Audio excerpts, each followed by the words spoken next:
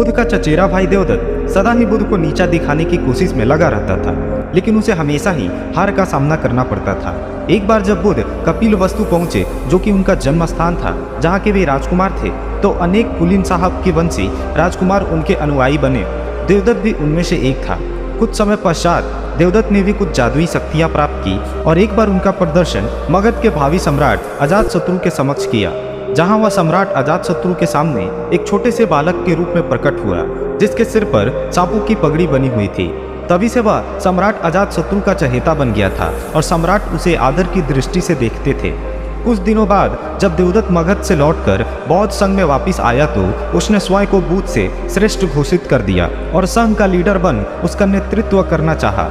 बौद्ध भिक्षुओं को बुद्ध से विमुख करने के लिए उसने यह कहा कि बुद्ध तो अब बूढ़े हो चुके हैं और सठिया भी गए हैं, इसलिए अब उनसे कुछ नहीं होने वाला।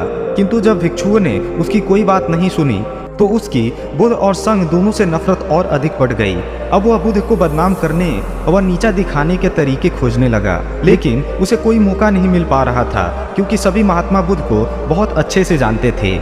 इसी बात से परेशान होकर वह फिर वापस मगध पहुंचा और सम्राट अजातशत्रु को उनके पिता महाराज विभिनसार का वध करने के लिए प्रेरित किया, क्योंकि महाराज विभिनसार बुद्ध और बौद्धों को बहुत अधिक सहायता व आश्रय प्रदान किया करते थे। शुरुआत में विभिनसार को मरवाने की उसकी योजना सफल नहीं हुई, अतः उसने 16 धनुर्धारियों को बुद्ध को मारने के लिए भेजा, किंतु बुद्ध के व्यक्तित्व से प्रभावित हो वो सारे उनके अनुयायी बन गए। इस बात से देवदत्त बुद्ध पर इतना अधिक क्रोधित हुआ कि जब एक दिन बुद्ध ग्रीककुट पर्वतों को पार कर रहे थे, तब उसने बुद्ध को मारने के लिए उन पर एक बड़ी सी चट्टान लुढ़कवा दी। लेकिन वह चट्टान भी बुद्ध तक पहुंचने से पहले ही रास्ते में 2 बड़े पत्थरों से टकराकर वहीं रुक गई।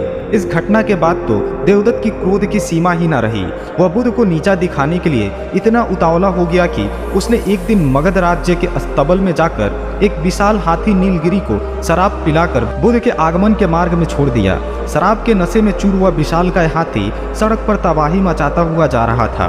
जो भी उसके सामने आता वह उसे कुचल देता, सामानों को तोड़ देता। नीलगिरी के आने से सड़कों पर खलबली मच गई और लोग यहाँ वहाँ भागने लगे। तभी बुद्ध भी वहाँ आ पहुँचे। ठीक उसी समय एक घबराई महिला अपने बच्चों को हाथी के सामने ही छोड़ भाग खड़ी हुई।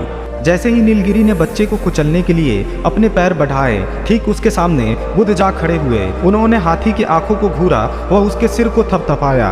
बुद्ध के इस स्पर्श से नीलगिरी उनके सामने अपने घुटने टेक कर बैठ गया। यह देखकर वहां उपस्थित लोग आश्चर्यचकित रह गए।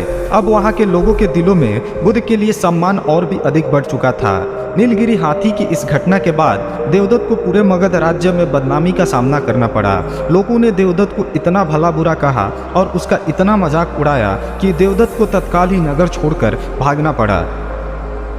तो दोस्तों, इस कहानी से हमने सीखा कि सत्यमेव जयते, केवल और केवल सत्य की ही विजय होती है। दोस्तों, ऐसे ही मोटिवेशनल वीडियो के लिए चैनल को सब्सक्राइब करें। Thank you, thanks for watching.